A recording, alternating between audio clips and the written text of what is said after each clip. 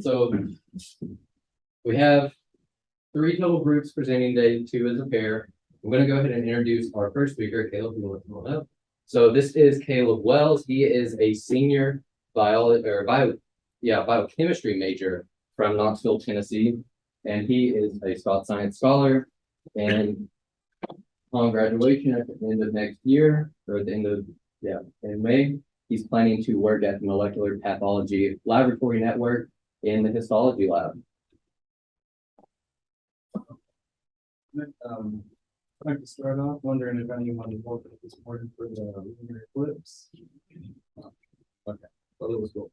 All right, so this summer I worked at a great fossil site as one of their fossil report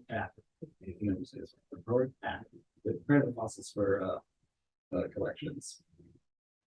And so a little background on the laboratory and fossil site was first discovered by a construction worker in May of 2000. They were building a highway and they plowed right into a mastodon skull. So they stopped public asking me to go up there and check it out. And then they diverted the highway around the fossil site and preserved the site for posterity. Apparently, and not with fact checking on this, it's the 3rd largest fossil site in the it's the 3rd largest fossil site in the United States, and it is located on a bowl of bedrock filled with clay where all the fossils are located. And so how the lab works, one of the first things they told me was that they have a 90 to 95% recovery rate for whole skeletons, not whole skeletons. They collect up to 95% of bones from the individual animal, which is much higher than the average, which is closer to 30 or 40%. And I'll go into how they get that done a little bit later in the speech. So there's 5 basic jobs you have there. You have excavators, get the bones out of the ground. The perforators, they clean the bones and get them ready for collections. And the pickers, which is like a subsection of that, where they go through the dirt samples under a microscope looking for any microfossils. And then collections, it's kind of like one scene from Indiana Jones where they have boxes filled with ancient stuff. And they also use volunteers very liberally. So if you ever want to go up there and volunteer, I'm sure we want to have you. Okay, so excavations. Metaphysics, how you get the fossils out of the ground. Basic technique for this is they're going to make a grid on the dirt, and then you get a spade, a nice flat spade, and you cut into the dirt about half a centimeter at a time. You're careful not to break any bones when you go into the dirt. And around here we have a lot of peanut butter clay, which is this kind of looks like cookies and cream. It's like a whiter dirt with lighter patches inside. It's very hard to work with. So we're the biggest hurdle for that. Some things you want to remember when you're out there. Remember to hydrate. Actually, maybe take breaks when I was out there because probably up to die if I didn't. But then you take all your dirt, even if you don't find any bones, put it in a big plastic bag. A little bit of sifting, where you sift through it like a gold pan, trying to get rid of all the dirt, and you might find some little microfossils in there if you're lucky. And for the larger fossils, like you see on TV or Discovery Channel, sometimes they'll put them in a plaster jacket so they don't break them and remove them into the reporter's lab. Let's see. And fun fact, the head paleontologist there told me it'd take them about 16,000 years to completely excavate this fossil site. Okay, anyway, preparations, this is what I mostly did. You can see me there up on their Facebook website, cleaning the mastodon tusk they stuck me with. It was been sitting on the shelves for about 10 years now, since nobody wanted to deal with it, since it was basically gravel at this point. But they weren't having me put it back together. They were just having me clean the tops off of it, clean the dirt off of it, and clean what was exposed to preserve the depth state of the animal for future scientists to come in, because this was actually the first new species of mastodon they found that sort of localized in this area. It's very time consuming. Basically what you're doing is you take a toothbrush, scrub off all the dirt as much as you can with the toothbrush, then you get some Q-tips with isopropyl alcohol. You're going to soak it in the isopropyl alcohol for a little bit. And as the isopropyl alcohol is evaporating, it pulls the rest of the dirt out of the fossils. And then you brush it off again until it's clean. And the first day there, it actually took me 7 hours to clean the bone, like about this big from a taper. But after that first day, they moved me to this mastodon test that I mentioned, which was a mess. But I'll get into a little more of that later. And there was this one technique that the that PhD student who ran the preparations labs, and is Hargreaves, I believe. And he takes butte bar, which is what they use to laminate your windshields. It's a fast drying glue. And it sort of makes like these spider webs to fill in like broken pieces on bone. Say there was this, for example, there was a mastodon skull that was like sort of cut down the middle with that bone, and like this spider web lattice of butte bar, sort of like a placeholder until they found all the bones for the skull. And after it's nice and clean, ready for, oh, sorry, I'm gonna go back and grab some. So after you clean it up, you can soak it in butte bar to consolidate it. It's just going to hold everything together for the next 10,000 years or however long. And into collections, this is where they store all their fossils. They catalog and mark everything, and section for reptiles, cats, papers, all those things. And here's one to mention, the short-faced bear is one of the animals they've dug up the ground there. You can see it's a lot larger and it's a shorter mouth, but it was mostly vegetarian. They found in the dental records. But that's very animal that I mentioned that. And here's what I personally did. You can see on the left there. That's when I first got into. That's when they first gave me the mastodon tusk. And it's completely covered in dirt, as you can see. Here's about halfway through the process. So when I would do this, I picked away all the large pieces of dirt, trying to not lose too much of the ivory that was loosely in the dirt there. And afterwards, I brushed off all the dirt with a toothbrush, cleaned with the isopropyl alcohol, and did that for like. It took me all summer to clean this whole thing. And here's a picture of it after it's been consolidated with the butte bar. You can see it's never shiny. But, they told me that would go after a few months and it looked more natural. Let's see. And I had some soft takeaways. Since this is a visualized college. So if you're working in a lab and you don't understand something, ask them. They'll be more than willing to talk about. It's their livelihood, so they'll talk about it for hours, and did in some instances. And for me, my inexperience was actually an asset, as Brett mentioned, I'm a biochemist, so I have no prior experience in paleontology.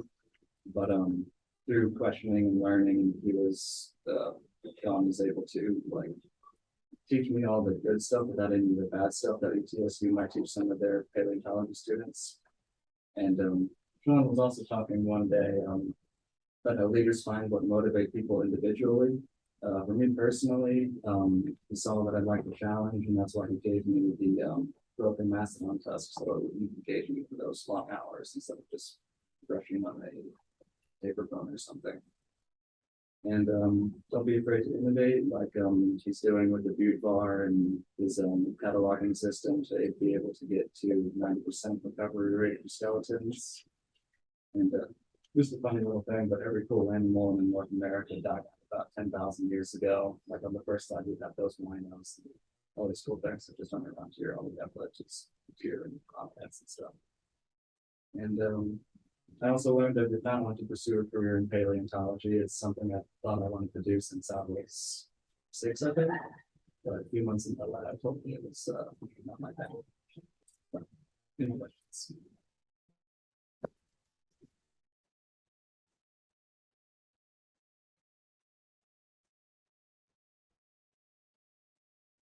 Any questions? Just one, you might not know the answer to this, but what do you do and that construction site, like, when you can't work on it anymore, what happens? So the highway, people did, they're like backed up like 100 meters and just moved it around, after they contacted the team for. And you said it's gonna take 10 years to take everything out? 16,000 hours. There's a lot of bones in there. I would add most of them is taper bones, you know, like a very analogous to the South American taper that still exists today. Except I think they were a little taller. And another thing I want to mention, the mastodons here, compared to the mastodons in Europe, have a lot narrower tusks, and that's because the vegetation is thicker. The wider European mastodons, they don't have that issue, so they're to grow their tusks wider. You said you were a Yeah. preparator. That's it. Did you also you said that you spent a little bit of time excavating, so which one did you end up preferring? The time went by faster excavating, but I felt like it was cooler because I was working on a museum piece that Mastodon Tusk worked on and probably got on display at the museum now. So it's give and take. You get air conditioning when you're in a preferred work as opposed to dehydrating yourself in the sun all day. So what does that environment look like? How many workers are at the Gray Fossil site working at any given time? And kind of what is the composition of like degrees? Or is it primarily like a few PhDs in charge and then a lot of just undergrads? What's that like? So we got a PhD, there's 2 PhDs. I don't really know what they do. I never met them except for the interview process. And then the guy who runs the lab is he's a PhD student. Sean Hardy, I mentioned him a couple times. And then there's about 10 to 12 grad students excavating or working in the preparations lab at the same time. And a couple master's degrees working with collections. Do we have any other questions? All right, let's give Caleb another round of applause. Thank you, Caleb.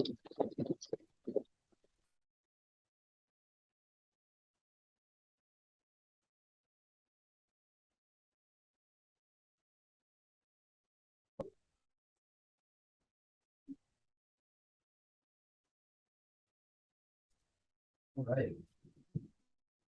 So our next speaker is Hailey Cartt. She is a senior biochemistry major from Louisville, Tennessee. Is that correct? And she is a Scott Science Scholar, also a midfielder on the soccer team. We've started all 4 years. Pretty dominant force out there. And when she finishes her degree here at Maryville, she is planning to pursue a career in sports as a sports medicine physician. All right, so this summer I worked as a patient access specialist in the ER at Blount Memorial Hospital. So I'm going to talk a little bit about that. A little bit about me, Brett kind of introduced me already, but I'm a biochemistry major, health and wellness promotion minor, part of the women's soccer team, and my career goal is sports medicine physician. And their team is zero. So what does the patient access specialist do? So it was mainly clerical work, so paperwork. So I would register patients into the ER. So they'd either come and sit at my window. I was like in an office at a desk, and I would get like their demographics, their insurance information. I get them to sign consent to treat forms, HIPAA law forms. And then also if they were like already back in a room, or if they were like being treated right away, I would go back into their room and register them.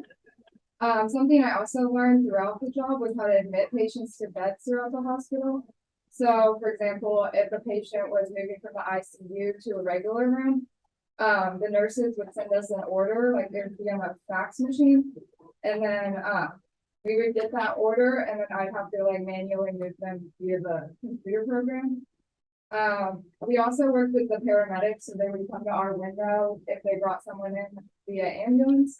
They'd give us their name and date of birth, and then we would find them in the system and put them on the board so that they could be treated right away. There's a little bit of clinical work, just like the basics, like, providing patients blankets, like their basic necessities, to keep them comfortable while they're waiting, and also transporting patients if they're in wheelchairs and needed assistance. So how I applied for this job, I found it via Handshake. It was actually sent out on the MC News, and I just had to submit a resume, and then I got called for an interview. But you can also apply on Blount Memorial's employment website, which is the screenshot on the right. And I know when I was working there, they were always looking for people to hire, and it's a good way to, like, if you don't have experience, to just get your foot in the door, a part of a hospital setting. So I saw a lot of interesting things at the ER, but these are some of the common things. So COVID was obviously a big thing. Monkeypox became more prevalent. Mental health evaluations. Since the pandemic, there's a lot of those, and they took up a lot of room in the ER. Overdoses and intoxications was, it was surprising to me just because I feel like at Miracle College we're a little more sheltered. So to see that in like the Black community was interesting. Early pregnancy issues was also common, and then strokes and heart attacks. So some things that I learned a lot about insurance because I was always seeing different insurances, scanning them into the computer, which I feel is important. If you're becoming a medical professional, to know like your patient's financial situation, so you're not like giving them treatments that are going to put them in debt. I also learned Paragon, which is the program that they use at Blount Memorial. That's what I entered all the patient's information into. And then Excel, we use that a little bit, so I brushed up on those skills. I also learned bedside manner because I would have to go register patients by their beds when they're in the room and deal with like, the emotions that they were feeling and stuff. Also communication with clinical staff.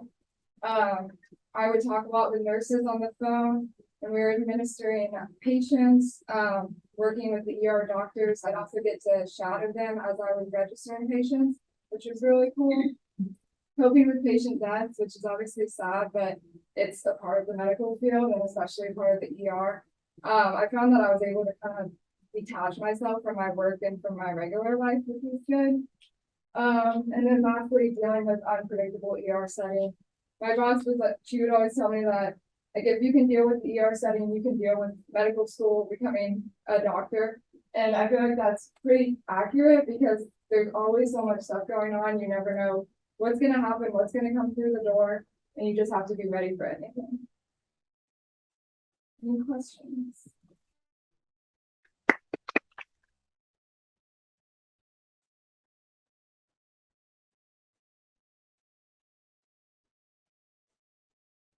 Caleb? Sorry. Hailey, did you feel like the experience validated your interest in going to medical school, or? I did. I don't want to do emergency medicine, so, and I kind of validated that. I wouldn't want to do emergency medicine, but it definitely made me want to like be with patients more and get more like hands-on clinically. Instead of like, it was nice to be doing the clerical work, just like to be at the bottom and see how things go. But it definitely made me want to do more clinical and hands-on.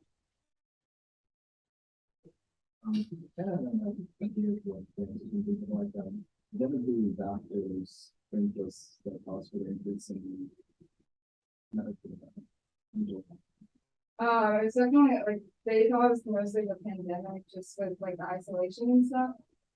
And also at Blount Memorial, they used to have like a floor just for mental health evaluations, but since the low clinical staff and the nurses, they all come to the ER now, which like really overwhelm the ER. They're trying to reopen it, but they have to have the nurses and the staff for it, which they just don't have. Yeah. So I know you obviously had basically a full-time job you were doing on top of trying to do the shadowing and stuff like that.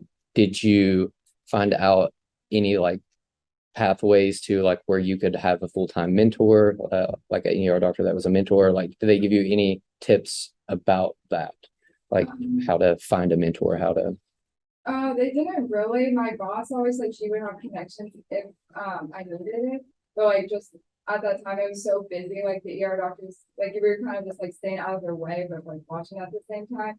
But my boss was definitely like, if you need like a mentor, or if you need like a recommendation, like she'd always be there to help, or if I wanted to come back and work again this summer, I could, so.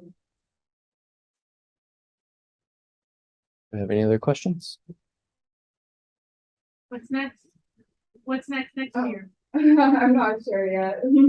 I could go back there, or maybe I have a certification as a medical assistant, so maybe do something more hands-on like that at an urgent care or something.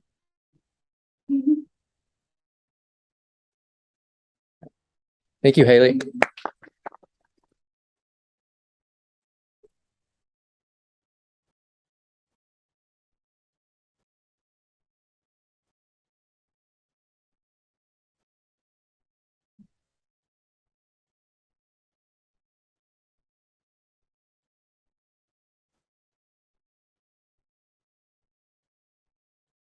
All right, so our next pair of presenters are actually going to be presenting together because they did some similar things both at UTK this past summer.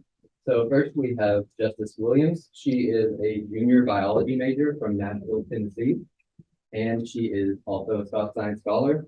She's a leader of many on-campus organizations. She's probably familiar to a lot of you. And when she's finished with her time at Maryville, she's planning to pursue a career in environmental science after getting a degree.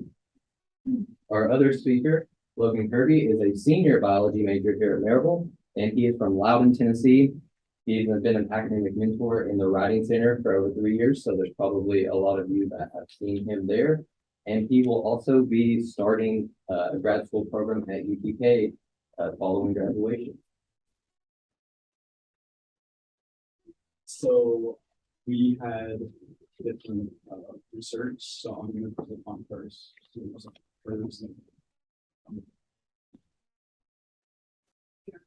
It's a 10-week program, and we're all on campus doing our individual research projects. So my project focused on glioblastoma. For those of you that don't know, it's just a very serious form of cancer. It actually has the lowest long-term survival rate of any malignant brain tumor. Basically, as of right now, if you get it, your chances of survival are little than none, whether you have treatment or not, because our current treatment options just aren't very ideal. So this is the issue I was presented with, and we're trying to find a solution. So basically what I did is 4 different things. So the main thing that I did also was cell culturing. For those of you that don't know, cancer is very fast. It replicates itself. It grows forever. So basically I would have to split these cells down so that they didn't overgrow within the flask. I would also do cell counting. And I would also create these things called tumor spheres, which I'll get to later.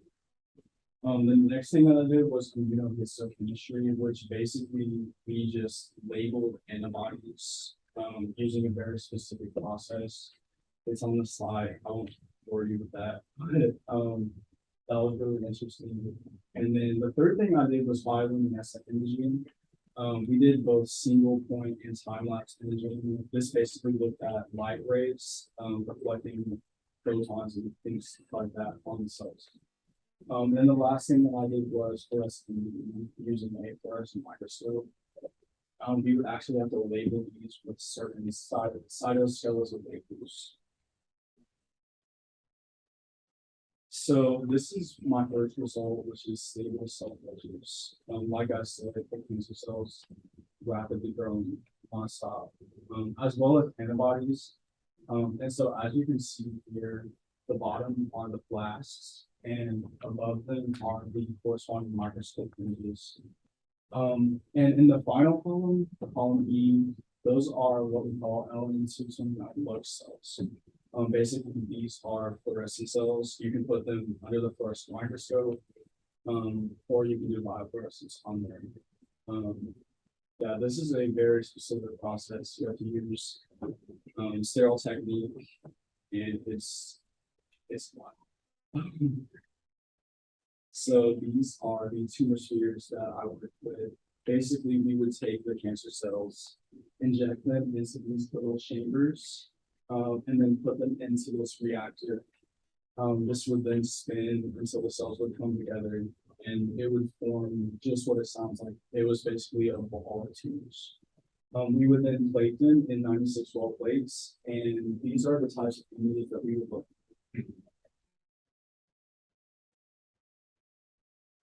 And this is the last thing that I found was biochemistry measurements. This is basically what we're trying to do all summer. On the left, you can see my graph that I made, basically showing that the signal of these cells is cell density dependent. So we found that the more cells that were in there, the more signal that they would show under bioluminescence. And on the right, you can see the bioluminescence signal over time. Each one of these colorful lines represents a different well on the 96 well plate. And this was actually the biggest issue in my experience. As you can see, they all just died after an hour. And so for my discussion, I basically talked about the successes and what went wrong in my experiment. And basically the biggest limitation, as I said, was the cells dying. We can only take those measurements for a very short period of time, but we would really like to get them going for like 12 to 14 hours. So I hypothesized that this could be due to a mismatch in the carbon dioxide or the temperature levels in the chamber. We tried to alter it, we never figured it out, but we're still working on it. I also hypothesized it could be from evaporation. So once it got into the machine, maybe the cells were just leaving the 96 well plate. And finally, I hypothesized that it could be due to cell adhesion, that they weren't sticking to the plate for long. My research process is focused on identifying microbial communities present in eyewash station water relative to different flushing regimens. So we had 6 eyewash stations in the CERT building on the ATP campus, and different stagnation periods included 1 day, 3 day, 5 days, 7 days. And so that meant that the eyewash station wasn't used for that period of time. And the time collection amounts were the initial flushing, which was my first turned on. 5 minutes after, I would collect 2 minutes and then 20 minutes. And so this is important because organizations such as the American National Standards Institute, or ANSI, they have standard measures which require you to flush eyewash stations on a weekly basis. But it doesn't specify for how long that they should be flushed for. So this is sort of what our experiment sort of investigated. And it's important to know that biofilm can form in water system pipelines under stagnant periods of like notable water usage. And a biofilm is a collection of prokaryotic organisms embedded in a matrix of extracellular fluid substance, or EBS. That one attaches biofilm to the surface, and 2 protects microbes from antimicrobial treatments like chlorine. And so if water goes through a period of like no use, then chlorine can decay. And so the water is vulnerable to microbial growth, which can be detrimental in the case that someone needs to use it for an emergency. Over the summer, I collected a total of 174 water samples. And I use membrane water filtration, vacuum filtration, to collect the water, and with the HPC trophic plate counts, we would incubate them in the incubator for 48 hours at 37 degrees Celsius, and I would count the plates. And then using the filter, we would use PCR to analyze the microbial communities.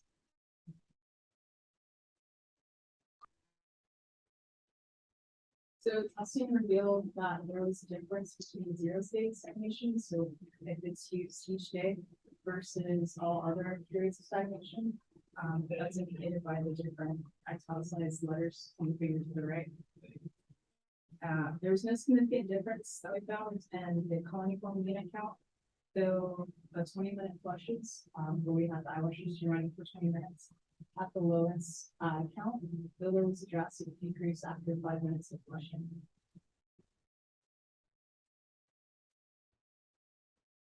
And then our phylum and genus level analysis, we noticed that there was a shift in the microbial activity.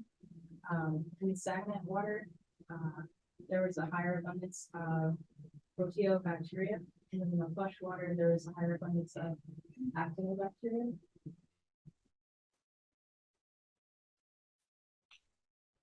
And then here where the arrows are pointing, we noticed that there's significantly high levels of enterobacteria and mycobacteria present in the stagnant water samples. Of the two, mycobacteria is potentially pathogenic to humans, meaning that it poses a risk of infection.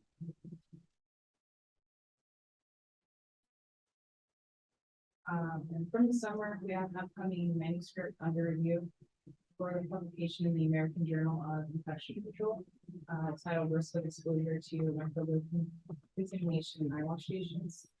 It contains the results of the summer study, but specifically focuses on the weekly flushing and includes a higher sample size.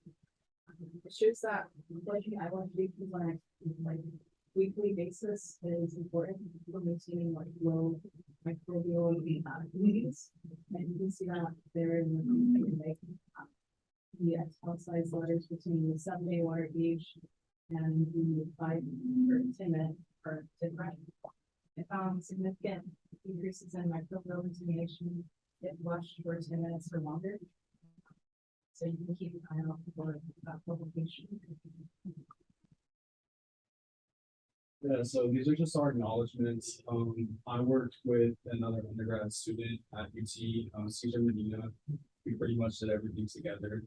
I was also under the instruction of Dr. Larry Millett and Dr. Steve Wood. And obviously the National Institute of Health funded both of our students. My lab director was Dr. Heath, and my lab mentor was Clifford Swanson, who is a PhD student at UT. Yeah, we just kind of wanted to talk a little bit about like why we recommend summer experiment, just like an RU. Me personally, I'm graduating in December, and going into this summer, I had no idea what I wanted to do.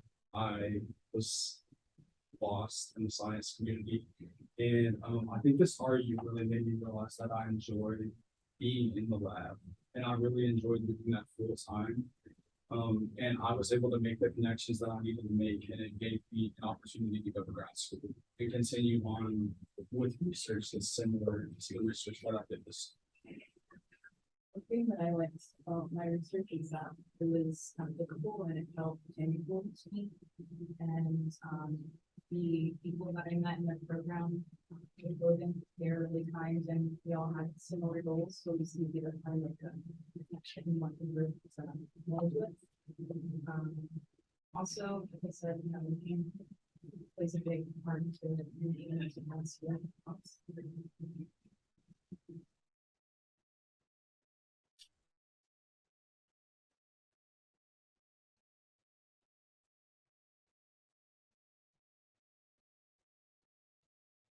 Have any questions? Don't tell me, Logan. Oh, no. So what was your ultimate, or what is the ultimate goal of the techniques that you're working on? Sometimes when you're working in a lab, maybe you just want to establish the technique, but what is the ultimate goal that you were trying to reach? Specifically in cancer research, it's so hard to define because we've never reached the ultimate goal of curing cancer. But I think it was really especially difficult for me because the program was 22 years. So a lot of that time was filled with me learning the techniques, like sterilization techniques, learning how to use the microscopes. But I would say our goal was to just make progress.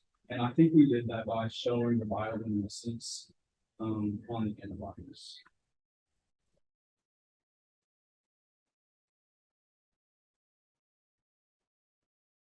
So you kind of, Logan, do you know if you call them tumor spheres? Do you know if they would keep living in the plate if you don't have bioluminescent antibodies there? There were some that we did not use the bioluminescent antibodies, and that's a big reason why we switched to those because they weren't living. But yeah.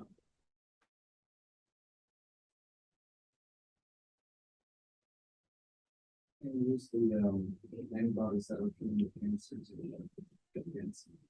We didn't actually do drug treatment this summer. That's one of our next steps.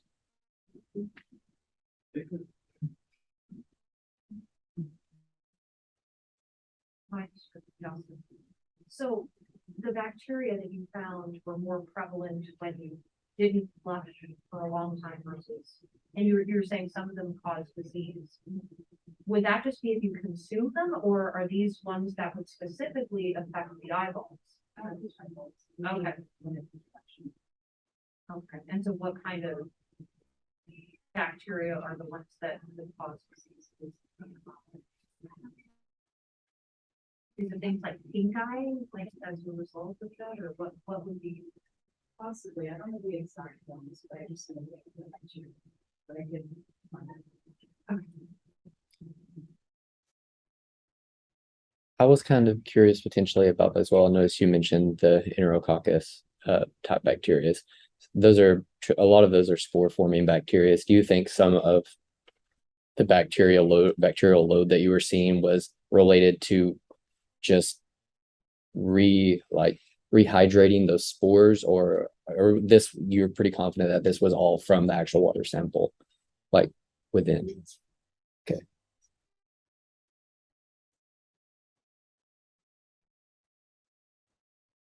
Do we have any other questions? All right, let's give our speakers a round of applause.